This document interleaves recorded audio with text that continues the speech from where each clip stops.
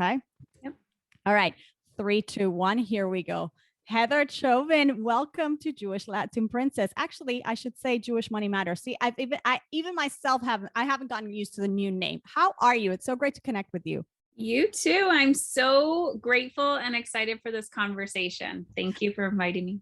I am too. You have so much to offer. Your story is incredible. I want to start with your journey because there are so many lessons, Heather, that you've been able to learn that you communicate so beautifully for women, from your diagnosis of stage 4 cancer, surviving that. And obviously there's so much more to you than that story, but this happens to have changed you in so many ways. And it changed your financial life as well, which is something I will get to soon. But first, take us to that moment of the initial diagnosis and give us the context of what was going on in your life then.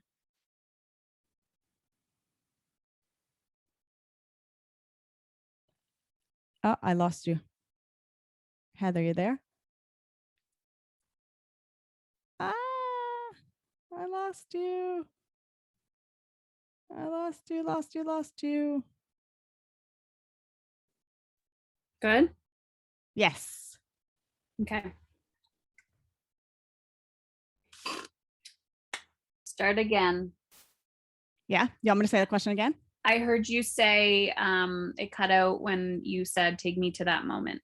Okay, fine. So let's start again. Heather, I want to start with your journey as surviving stage 4 cancer and how that changed you, because I know that it's something that you articulate so beautifully, the lessons that you've learned.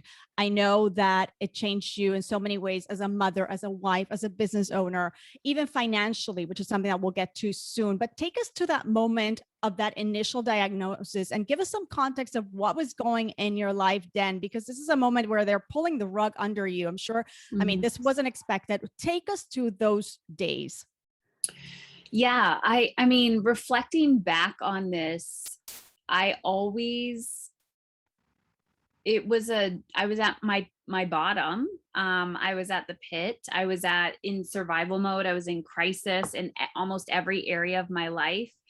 And yet, I was seeking, like inside of me, I was seeking help. I was seeking mentorship. I was doing the work, and I'm using air quotes, the work. I invested in things before, even when people were like, why would you do that? That's crazy. Like, go back to school, do your thing. And I'm like, I don't feel good.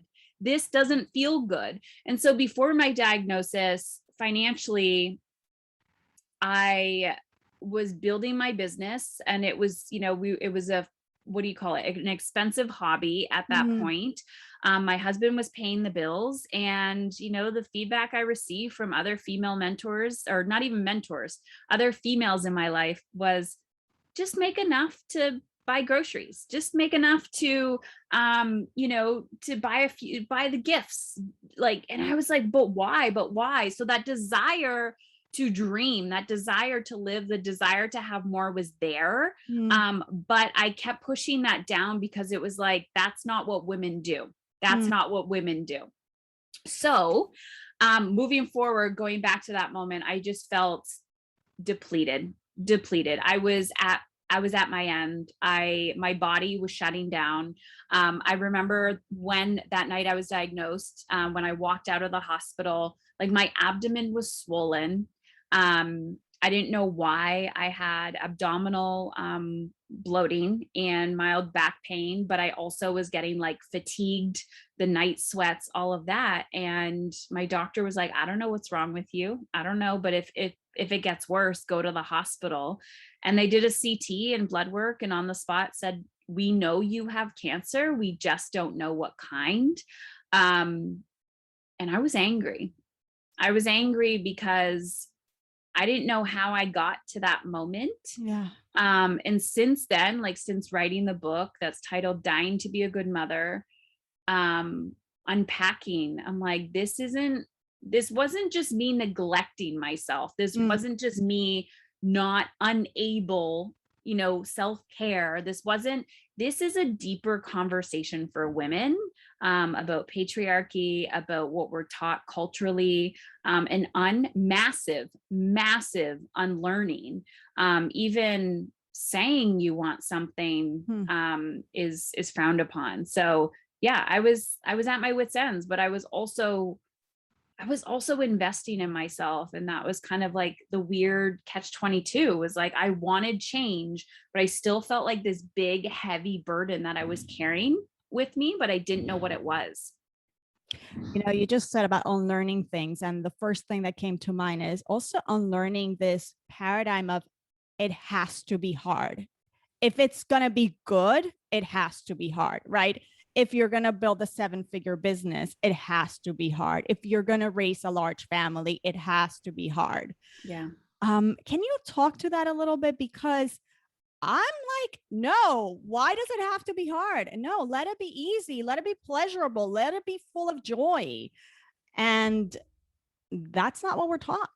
One of the first mentors that I had previous to my diagnosis, I was attracted to her because she was talking about things like business and just living your life and being vulnerable and sharing her stories. But one of her big things was pleasure. And so my brain went to like, sexual pleasure, because I thought that's what pleasure is. But really, it was about like, I had young children at the time. My boys are 8, 11, and 16 now. And how dare I, put a child on the floor with some toys and a few snacks, or, in the high chair with a few snacks, and me sitting on the couch reading a book for leisure, for pleasure, right? How dare you attempt to do things to feel good? And then as I continued down this journey, what I was realizing is that every single abundance or mindfulness, or it was like, feel good, feel good, feel good, feel good. And to unlearn and to break that pattern, that the path is truly about feeling good, is so counterintuitive, not only to the culture that we live in, but the culture for women. Yeah. And now how I see it, and of course there's also this obsession with, we can do hard things, it needs to be hard, right? So not only have we been taught previously that life needs to be hard, if it's, money is hard to make, all the stories that we're conditioned to believe, but now on the other side of that, in this wellness world, it's like, we can do hard things. And I'm like, I'm so confused.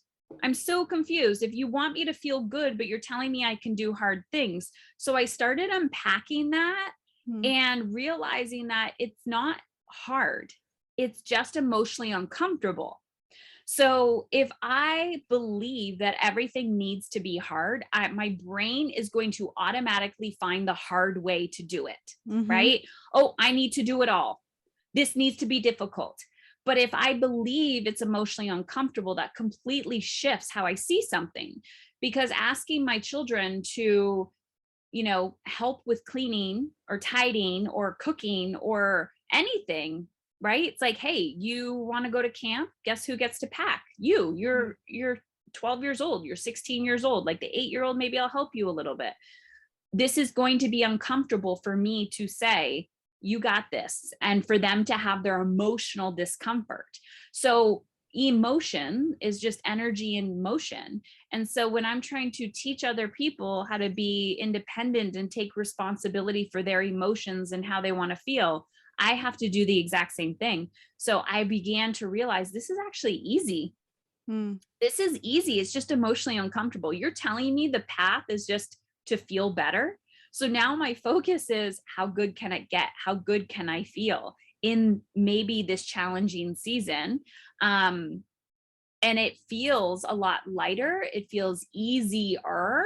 It's still wildly emotionally uncomfortable, but I now know that that emotional discomfort is where I'm growing my capacity, is where I'm growing as a person, rather than seeking hard, which typically leads to suffering and burnout. I love that. You talked before about the catch 22, because you were doing the mentor, you were investing in the mentorship, in the coaches, in the things, while, working hard, living your life. And yet this happened, right? Your health, your body was telling you something is off. Have you been able to dissect that? Like how, like what was missing here? Because it sounds like you were doing things that we're told we should do, right? Yeah. Giving myself permission to want what I want Mm. was missing. Um, being okay with making other people uncomfortable. So what I realized rather quickly was I was the glue for everybody. I'm the strong one, right? I'm the strong one. It doesn't mean that the strong ones aren't suffering in silence. We just shove it down and hold our stuff. I had to really give myself permission to create the space to need what I needed and communicate that with my family. And to be honest, I was the only one getting in my way. Wow. Yeah. And I guess that realization only happens as you're transitioning from treatment into, okay, now what? What is my new life going to look like? Because it's the known path. We know what we know, right? And Yeah. so many people go through a crisis like this, and I don't think everybody changes. I think there's an active process that you had to take to really communicate to your family, to your, allow yourself, give yourself a permission to do the radical things that you needed to do for things to be completely different. Mm-hmm. Well, I remember starting this process previous to cancer, because I was done way before. Like cancer wasn't the thing that transformed everything. I think motherhood was the thing for me because I was 18. I was young when I had my son. And I just remember feeling like, not this, like, this is not how I want to be remembered. This is not the statistic that I want to live. And I was already in this like pushing back and trying to lean in. But the diagnosis was, there was something that clicked for me where I was like, I'm done with suffering. Never again. Like, I will not get here again. I'm like, I really took it as a sign from the universe. I was like, okay, there's something bigger than me. Whatever belief system is at that time, which has evolved over time, there's something bigger than me at play that's like, are you ready to listen? Are you ready to really do the work? Will you surrender and allow other people to help you? Will you surrender and allow yourself to listen to the guidance that's inside of you, that next step that you need to take? And that's when I really started to do and implement the uncomfortable work. That's when I developed, I talk about it in the book, my energetic time management process. Mm-hmm. I was listening to Danielle Laporte at the time, who's been a big influence in my life back then. And, you know, she talked about, it's not the thing that you want, it's the feeling, which is the premise of attracting anything in your life. Like, become the energy, become what you want to attract. So it's not the bigger house that you desire, it's the space that you desire. Why do you want that bigger house? You want to feel clean, you want to feel spacious, you want, okay, what can you do today to feel clean and spacious? And so in that moment in my life, I felt dead. Like, I felt like I was dying inside. I had no energy. I had, like, it was very lack based because I was at my bottom. And so I'm like, well, no, if it's not this, what do I want and desire? I'm like, I want to be alive. I want to feel strong, and I want to be energized.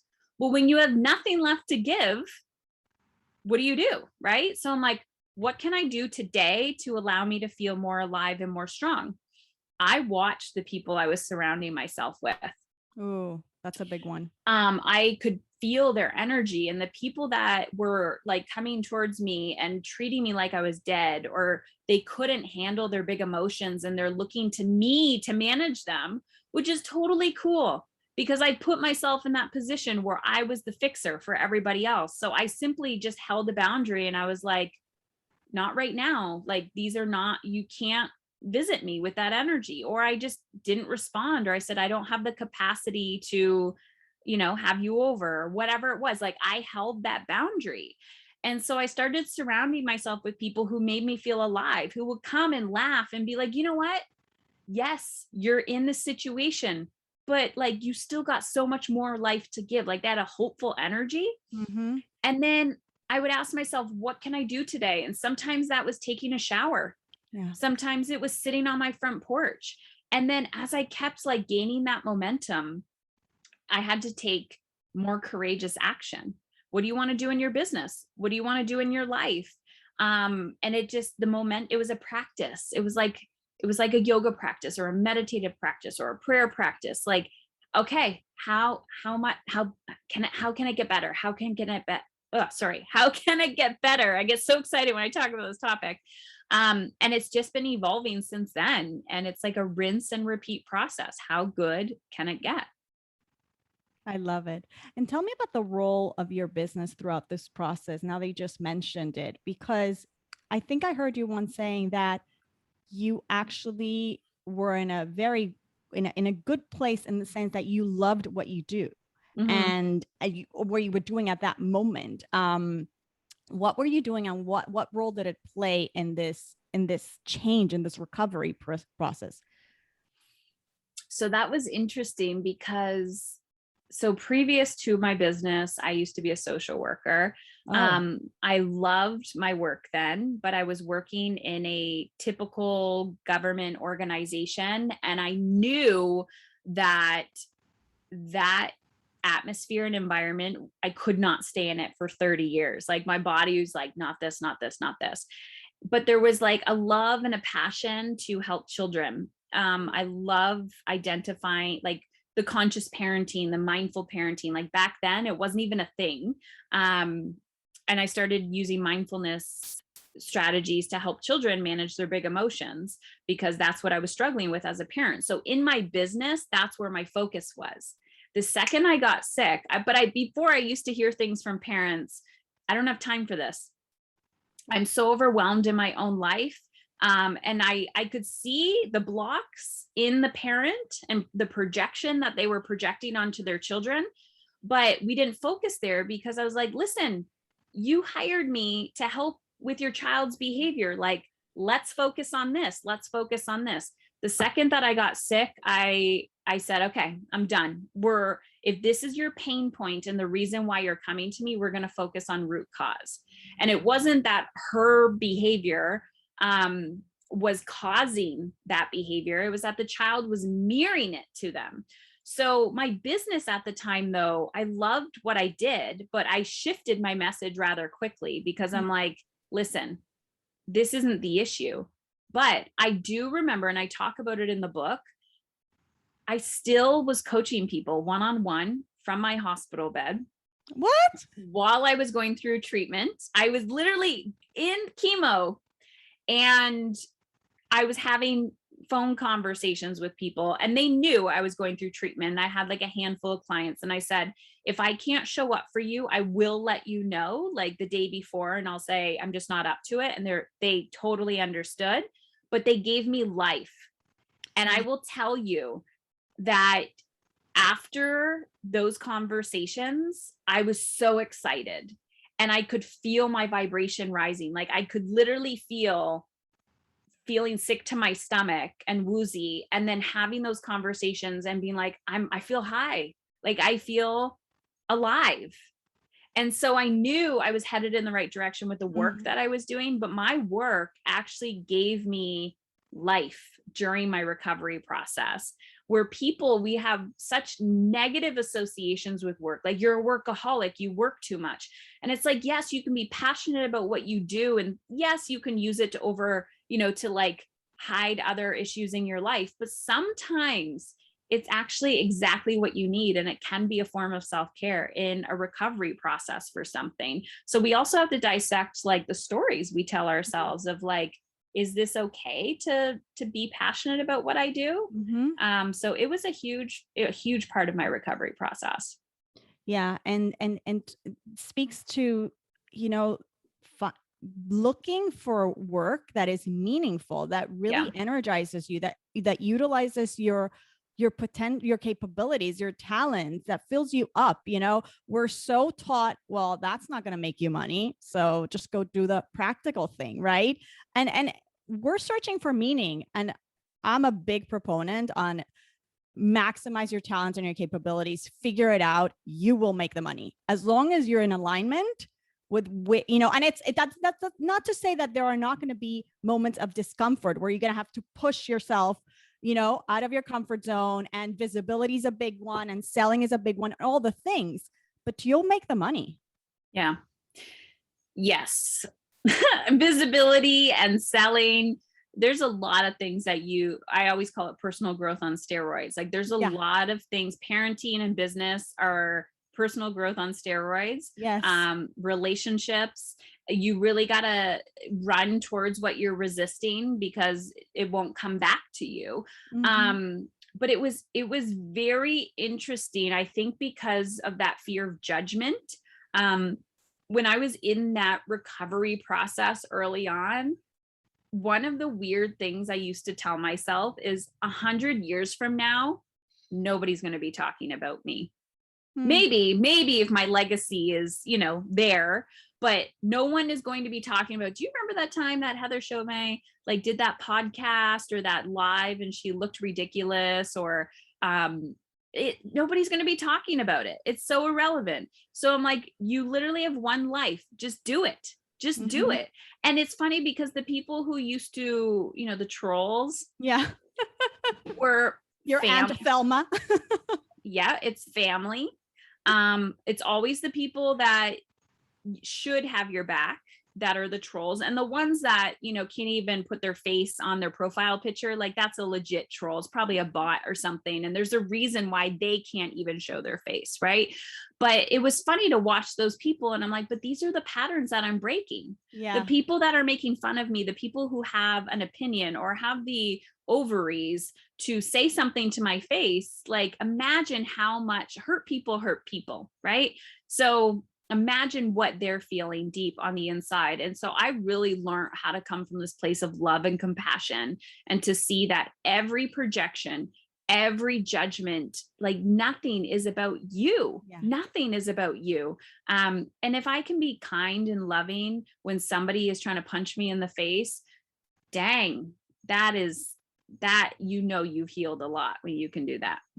Absolutely. Absolutely. Now, let me ask you this. How did you deal with the financial side of this, of treatment, of medical treatment? Plus, I assume maybe there was a decrease in your revenue and your income from, the time, although you did mention that you were still working, but give us the financial picture, because for so many, when we hear about medical challenges, like, the money plays a big part. What was going on financially? How did you manage this challenge financially? So I love talking about this. And so I live in Canada. So the medical system is very different. So traditional medical treatments were covered by our system. Not saying it's the greatest, but anyways. But that wasn't good enough for me. I felt like once I was in remission, that was it. And they're like, good luck. Hopefully you don't get sick again. And I'm like, why am I here? How did I get here? So I became obsessed with functional medicine, which is very expensive. And I had no money, like no effing money. We had nothing. We sold everything. So I had this belief that I was going to live. When they say, when there is a will, there is a way. Yeah. I also walk that fine line of the position that I was in as a privileged woman, meaning like I had credit, I had things that I could sell. Mentally, I could be like, okay, worst case scenario, we're going to be living with our in-laws, or they would be able to pay our bills. So that's I was able to worry about my backup plan, where I understand that a lot of people don't have that. The one thing that I did have that I believe everyone can gain access to is the belief that I was going to live. And I had to brainwash myself. Like I remember listening to Abraham Hicks over and over and over again, which is like this meditation that was like, your body can heal itself. your cells are intelligent. And I would walk around the house just over and over and over again while I was feeding the kids, while I was cooking, while I was cleaning, while I was working, like everything. It was just like, you can do this, you can do this, you can do this. And my brain started focusing on how can I? So I remember swiping my credit card every single time I would go to my functional medicine doctor, getting vitamin C infusions, which were like $200-300 a pop. So I was spending $1,000 a week, like $4,000-5,000 a month. I was not making anywhere near that before. We were living paycheck to paycheck, and we sold everything, absolutely everything that we could sell. I was like, if we need to remortgage our home, if we need to sell our home, live in their parents' basement, whatever the hell we need to do, we're going to do it. And you just start selling off material items. You buy minimal. It was like, okay, we need food, so we're going to invest in food because that's nourishment to go back into the body, but we don't need new clothes. We can ask people for hand-me-downs. We could utilize what we have. Like, I became a hardcore minimalist. We had an old camper at the time that we sold for like $3,000, which we couldn't even afford when we bought it. And the kids were so upset because they were kids, they didn't know. And they're like, we're not going to be able to go camping this summer. And I remember being so triggered in my brain, not because I was like, oh my God, I feel guilty. But in my head, I was like, I didn't say this to their face, but I wanted to. I wrote it in my journal. I went for a run and screamed. And I was like, do you want a mother or do you want to go camping? But I thought, why am I so angry? Like, this anger is not towards my children. There's anger deep within me that I need to be able to heal. And I just remember selling everything. And also when I went in to my doctor's office, she had such a healing environment. And I remember talking to people and getting this hopeful vibe. And I kept telling her, this energy is what's getting me by. And I felt hopeful. There was resources, there was opportunities, there was, they had access to people who were like, go read this book and go read that book, like hopeful success stories. And I didn't get that in the medical model. And I just thought, this is what's healing people. It's the hope and possibility. And yes, there's medicine. Yes, there's science. Yes, there's all of that. But I was the one who needed to lead. I was the one who needed to first have the belief, even if it was a little spark, that change was possible. And so money, to me now, is energy. Yeah. And I knew that I could put it out there. I could swipe the credit cards. I could max the credit cards, but I still had to do the work to attract more. I had to have those uncomfortable conversations. I had to increase my prices. I had to, when someone would say something to me like, I can't afford it, I had to know how to like handle their objection of what's really going on, because I didn't have a way out. It was like, listen, my energy is valuable. My time is valuable. I don't know what to tell you. I'm happy to help you solve these problems, but I can't give it away. I'm going to be dead if I do. And yeah, it put me in a corner to stop using my money excuses or my limiting beliefs to keep me stuck. And I had to face everything and rise. And it was almost this like, as I was recovering and healing, I was doing this money work as well, because also I remember having to heal. My husband's going to save me financially. Yes, that's a huge one. I was pissed. Now he works within my company. Yeah, it's hilarious. I had to face that. I was pissed. I was like, you need to be able to get us out of this hole. I was so angry that he couldn't rescue me financially. And I talk to him about this all the time. And he's kind of like, why did you think that was my job? And we have an amazing relationship, but I was like, wow, that's patriarchy if I've ever seen it in my entire life. I had to face this, like, you're the man, I'm the woman. You're supposed to do this. I'm supposed to do this. And I was like, no, maybe you are supposed to rescue yourself. And I'm so grateful for that opportunity, because it accelerated the process where I got, my business just kept going, go, go, go, go, go. He was eventually able to leave his job. He now loves spending more time with the kids. We work together very well, and he works within the business as well. And I can't ever believe, it's just, you really see what your limiting beliefs are when you're backed into a financial corner. Yeah. Yeah. Up to that point, how involved were you in the financial decisions of the household? Were you aware of what was going on with the money? So he paid the main bills. I did the extras, like it was like the icing on the cake things. Um, I thought I knew, but I also put the trust in him, like, oh, he's got it, he'll do that. But I remember when I really started taking ownership for my own financial literacy and awareness, line by line, we went through his stuff, my stuff. And I'm like, how much do you think your car payment is? And then when we really looked, I was like, oh my gosh, like, I guess you would call it like cognitive dissonance. Yep. Where I was like, it's not the way, it's not the story, you're not the financial Prince Charming. So I use the avoidance strategy. I use the like, oh, he's got it. And I hear women say this all the time. I just make the money. He does whatever he needs, he does whatever to the money. And then I spend the money. And I'm like, but you should know, like, just sit in those conversations, like ask questions. This is a big, healthy part of your relationship, because I see it now on the other side, where I have an aunt who lost her husband in COVID. He passed of cancer, and she didn't know how to pay her bills. And I see this so often with women, where they live their whole lives. She had to sell everything and kind of like downgrade her complete lifestyle. And I'm like, why work so hard if you don't even know how to pay the bills if something happens? Like, we can't live in that space anymore. Yeah. Talk about learning to have those uncomfortable conversations, but there's so much growth on the other side, right? Having those quote unquote money dates, sitting down with your spouse and making sure that there is transparency, that you both know what is going on, and not because of an issue of control, but because you're building something together, and because one of you might have strong suits, and you might jointly decide that he takes care of this, she takes care of that.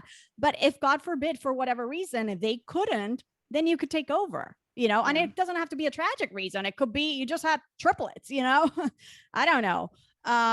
But yeah, it's so important. So as you're going through this change, he's on board with it, and he changes with you. Did you hire a coach? Because this is not something that people tend to address on their own. Money is like a big point of resistance, especially for women already in a relationship, already used to, he has it under control, he's got this, that's the paradigm, that's how I grew up, that's how my mother did it, that's how my mother-in-law did it.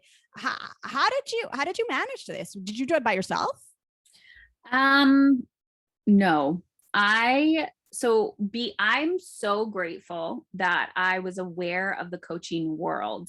I have a background in therapy, and a lot of people will say to me, like, I'm in therapy. And I'm like, I love therapy. There's a time and a place for it, but you would never go to the dentist with a broken leg.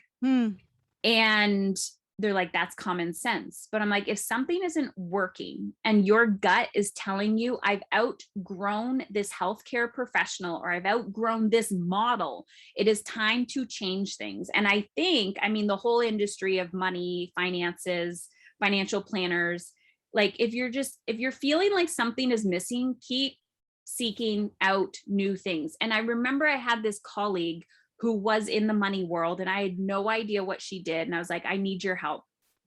I ran away so many times. I think her program, which I'd be like, now would be like a steal of a deal, was like $1,500. And it was one-on-one as well. And I don't know how long it was for, but I remember those phone calls where I needed to have like homework complete before the call. I was so wildly uncomfortable. I remember crying all the time, opening my bank account, just crying. But here's the difference between maybe me and somebody else. I would cry and keep my bank account open. And then I would open my bank account every single day. She's like, you have to open your bank account every single day until this is exciting to you. And now I love it. I love looking at my money. Actually use Profit First. I love looking at profit. Like I just love, I'm Yeah. obsessed. I'm Yeah. obsessed. So I hired somebody. I never asked my husband permission to hire people. Never. I may say I'm going to do this. He may have an opinion, which he typically does, but now he's like, okay, that's how much, 20, 30, 50,000, how much? Okay, cool. Like he's like, you're going to make it work. You always do. And usually now he's reminding me like, trust yourself, trust yourself. You make good decisions. But at the beginning, it was scary, right? At the beginning, he's like, what is this? Like, what's coaching? Who are you hiring? Why is it so much money?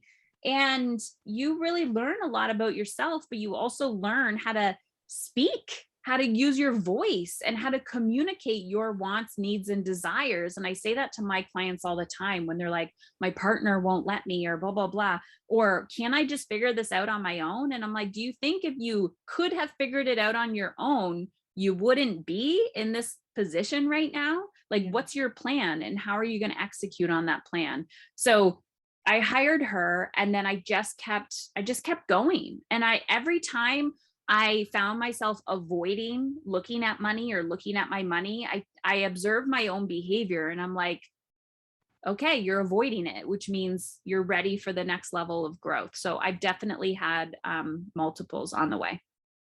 Let's unpack the relationship with the kids, because you did mention that time when, you sold the camper and they were so upset. And as you were describing the trade-offs that you had to make this work, meaning the treatment that was more money than you guys had, and cutting expenses from left and right. It's one thing to do it when we're just married or we're single, but it's another to do it when we already have kids who are used to a certain style of living, right? And they, like, in that moment, they can't grasp the big magnitude of what's going on, right? And as parents, you know how did you manage it? How did you have those difficult conversations that these were the trade-offs that you were choosing to make? This is how you were choosing to manage your money at this point in time with young children. So my kids were, and I can't remember, but I know the youngest was like a year. So around 1, 5, 9 Okay, so years old. that one's easy enough. Yeah. So the 9-year-olds, had more opinions, but if it had, regardless then or now, I'm not going to say it's not any of the kids, not that they get an opinion in that sense, but children always have an opinion, right? Anytime they don't get what they want, I say they're little emotional manipulators, and you have to, you're at that store and they're like, can I have this? Can I have this? Can I have this? And then you watch your emotional reaction. You either feel guilty, so you buy it out of guilt. You just don't want to deal with it. So you're like, fine, I just want to get you this to be quiet. You have to watch why you're reacting to certain things. But what I've realized within myself back then and women in general is we put a lot of value in material. I mean, that is our Western world. Your value as a parent has nothing to do with the vacations you have for your children, the gifts you give them, how much is under the tree, like what holidays look like for you. The point of that is, you have to realize that your value is in the connection that you create with your child. And so I would tell my children, you're uncomfortable right now, but this is going to get so much better in the future.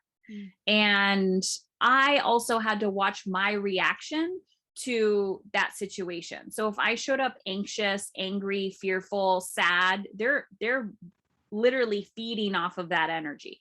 But if I showed up like, this is exciting, this is an opportunity, we get to get creative, we get to have a staycation. I mean, think about the last year and a half, think about 2020, right? Where people are like, I'm having a staycation, I'm having this. It's like, you need to learn how to be present and enjoy the moment in your home. Because if you don't, you are constantly going to run away from home. And if you're not creating that space for yourself in that environment, how the heck are you going to be able to be present with yourself wherever you are in the world? So it was about not putting so much value in the things that we were taking away, and almost like positioning it as like we're just reprioritizing. Yeah. And this is the season that we're in, and there's actually nothing wrong with it. And it's okay to be uncomfortable. It's okay to be disappointed. But I do see a lot of families in general saying they can't afford things like investing in themselves or progressing their financial literacy or their health. And then I see it, like I see it. And I'm like, there's no reason why you can't do this. You have to be able to reprioritize. Yeah. You know, as you say, we just can't afford it right now. When I know what the real truth might be, which is this makes me wildly uncomfortable, and I feel like I'm going to blow up my whole life if I actually become a better version of myself. Yeah, absolutely. Which speaks to that's something that I always say, that financial statements are value statements, right? When you and your husband made those choices and you Mm, decided, my life is more important. I am doing functional medicine. I don't care how much it costs, right? This is where I'm putting my money. These are decisions, right, that we need to make. And it doesn't have to be as radical, but we're constantly making those choices. And if we get really, really honest and we look at our numbers and we say, wait, am I putting money in the things that are really, really of value, really are of the essence, or I'm just doing things, putting my money in things because that's the way my sister-in-law does it, and my neighbor, and my friend, and my cousin, and these are important conversations. yeah. I always tell people, how much do you spend on takeout? How much do you spend on coffee? How much do you spend on booze? Um, Tally that up. How much do you spend on extra crap that you're not even paying? Like when you go to stores and you're like, oops, you know, went to Target and I walked out, blah, blah, blah. You're like, why is that funny to you that you walked out overspending $400, but then you say you can't afford a gym membership? Yeah. Like the truth is, it's not a priority for you because it's emotionally uncomfortable. Mm-hmm. It doesn't mean that you need to immediately stop doing those things now, but you're like, okay, well, maybe we're going to eat out once a week instead of every other day.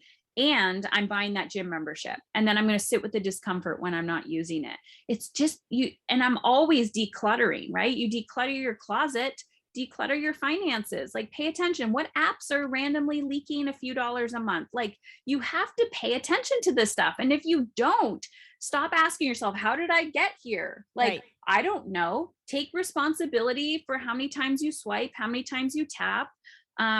But yeah, the value system. But you know what's interesting to me is I didn't understand, like, I don't know if I was living in denial, but a part of when I jumped into this coaching world and I started feeling better, I was like, why is everybody else not doing this? And I would hear people like my parents or other people. I'm like, you have a lot more money than me.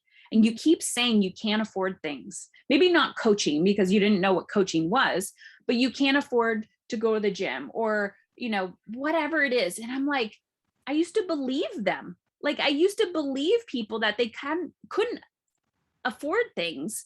But then now I realize, stop lying to yourself. Like you're hiding.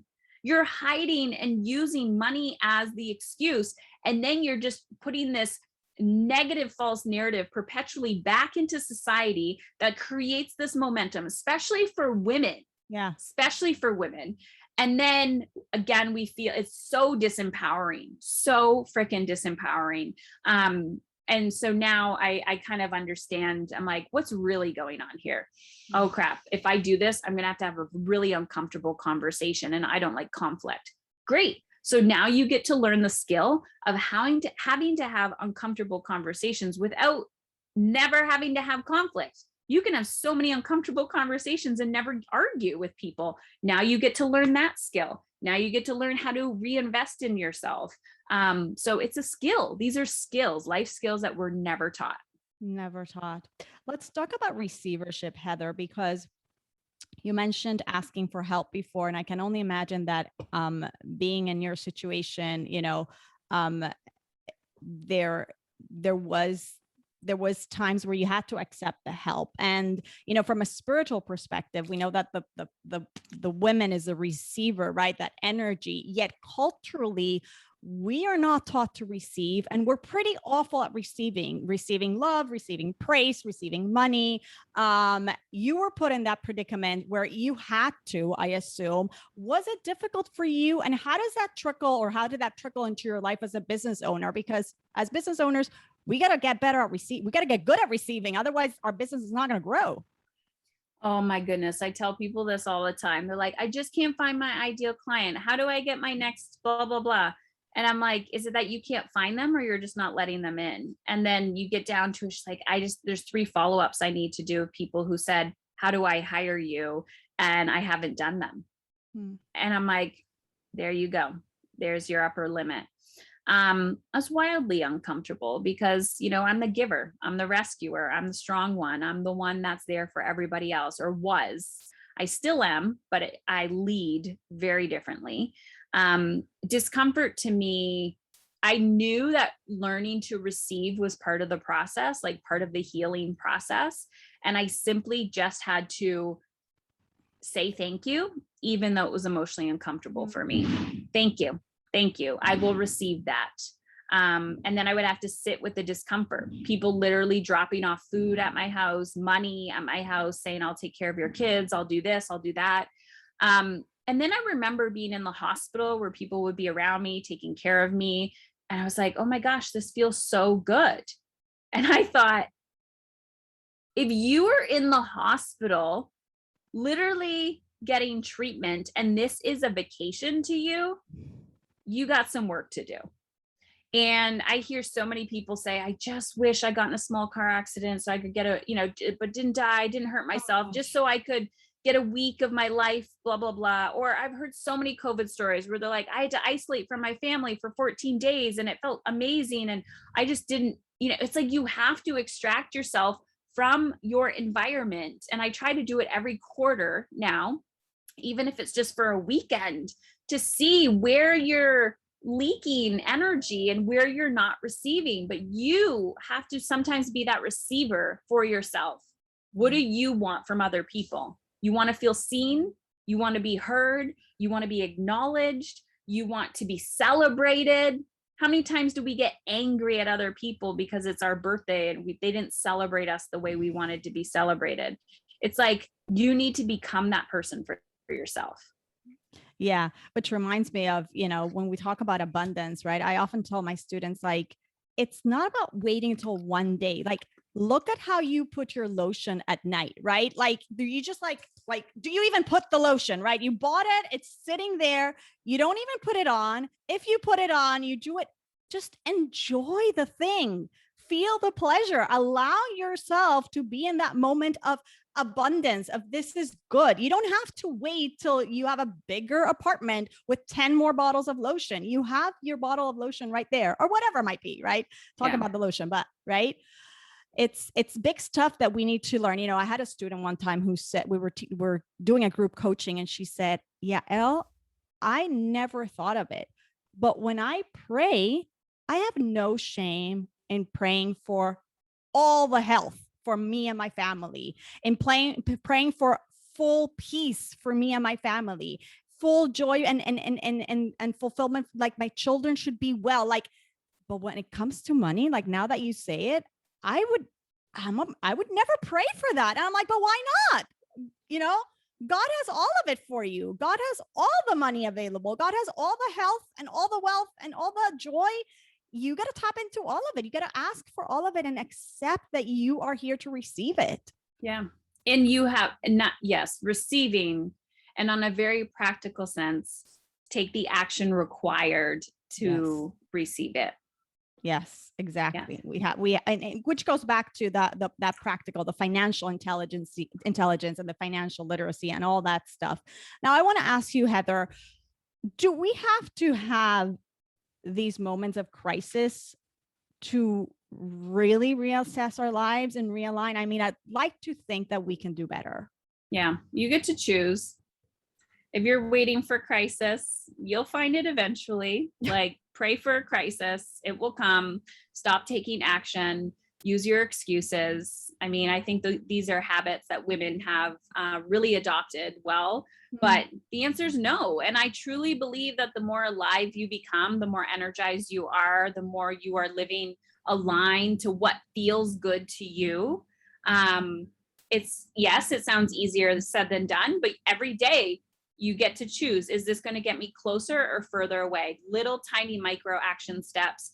I think that's how we're going to change the world. That's, you know, the evolution that's happening. And when you really stand in that, I realize now that, you know, I don't need to save the world. I don't need to be on social media every day trying to fight every cause. I'm going to burn out real quick. I'm going to be angry. I'm going to be frustrated. But what I can do is show up as my best self, because when I do, I make more, I have more time, I have more energy, and I can give those things back. And that's my revolution. That's how I'm going to change the world.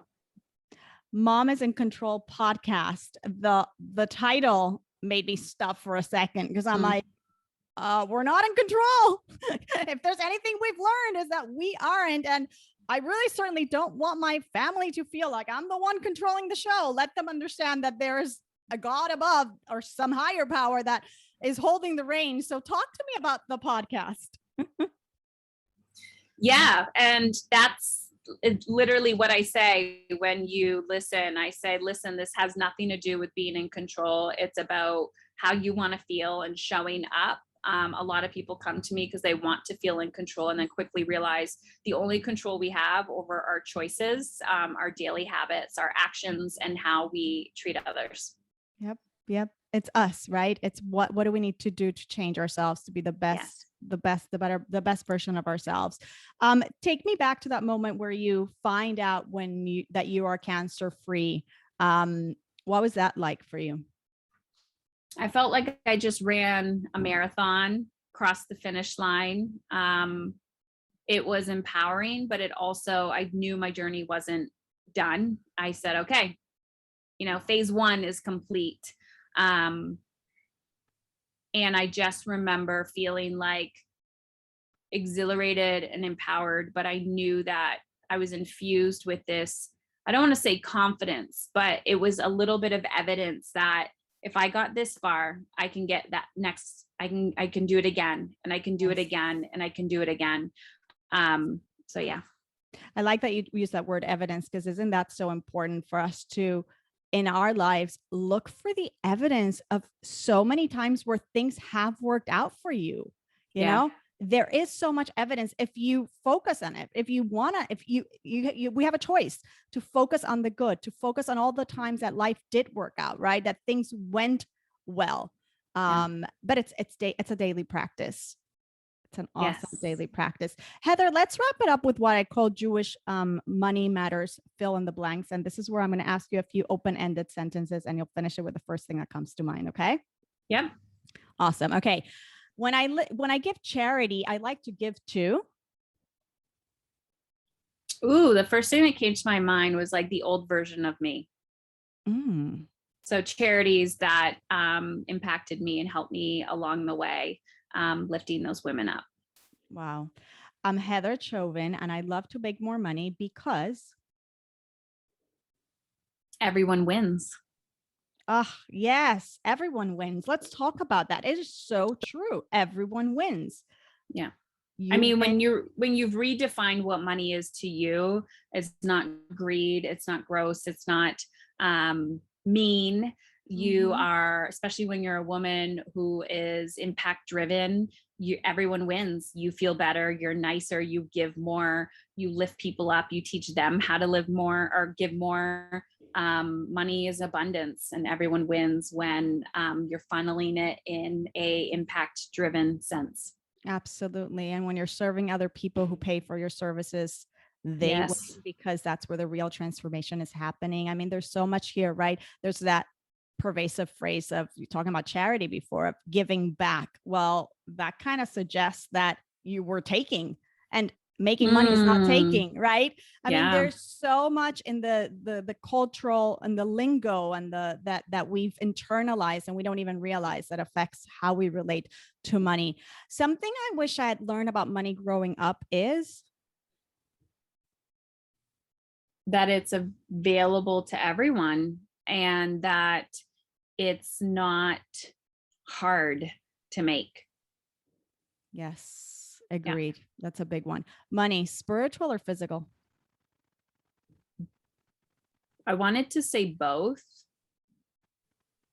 Yeah.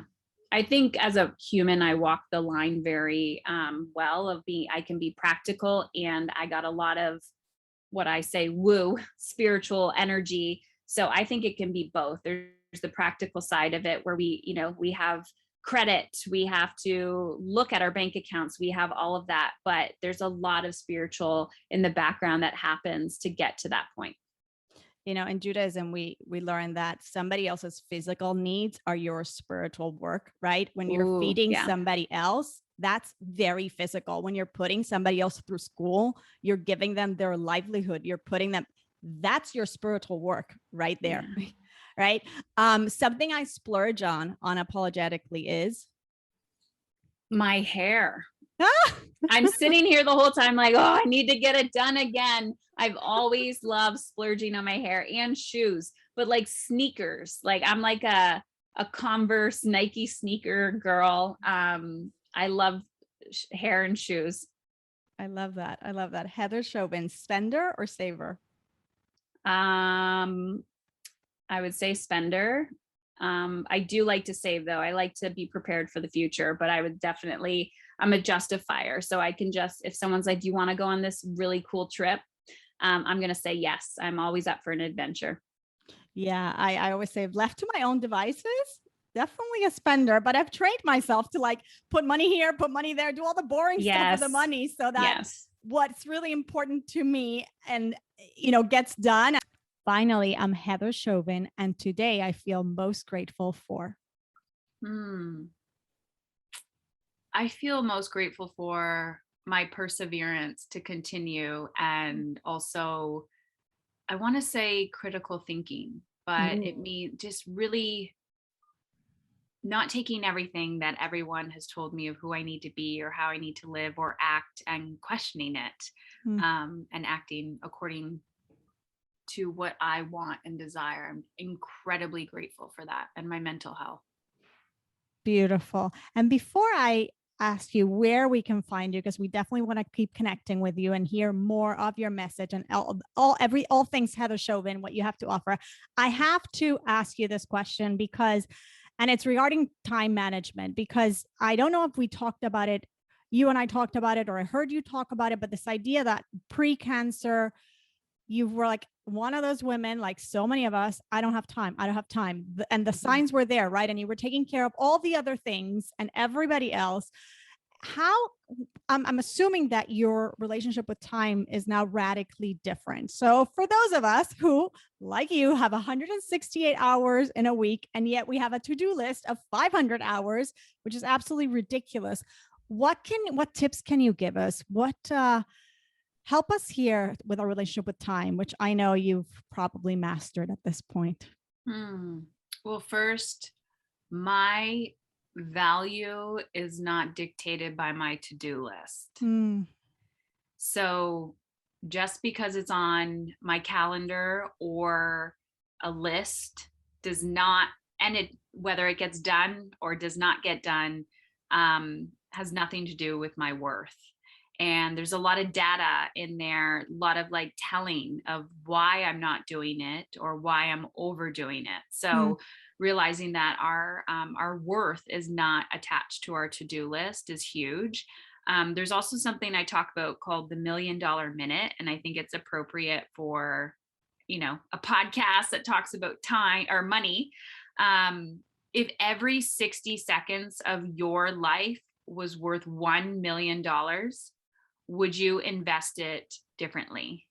So mentally to myself, I say, even the tiny, tiny things, someone is asking for something from me, or, hey, would you like to go for a coffee? I will buy you a meal. Like all the things, I now see that coming in and say, can I have, $100 million? Can I have $10 million?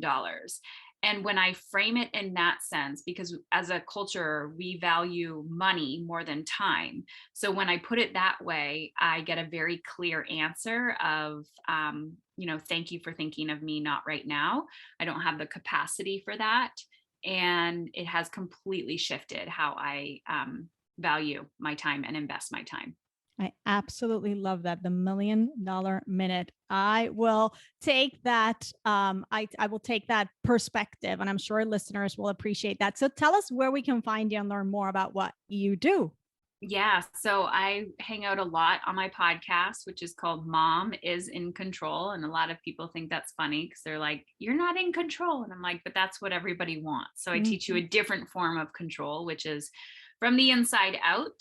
Instagram at my name at Heather Chauvin, and the book Dying to Be a Good Mother can be found on Audible or anywhere books are sold online. Amazing. Thank you so much, Heather. Really. Thank you. Thank you. Thank you.